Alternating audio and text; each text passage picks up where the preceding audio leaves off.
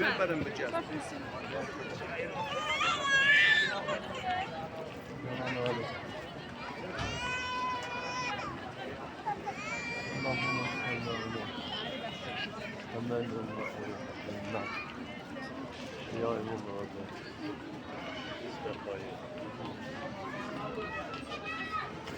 خانما حرکت کنید خدا خیرتون بده پشت سرتون منتظرن حرکت کنید عزیزم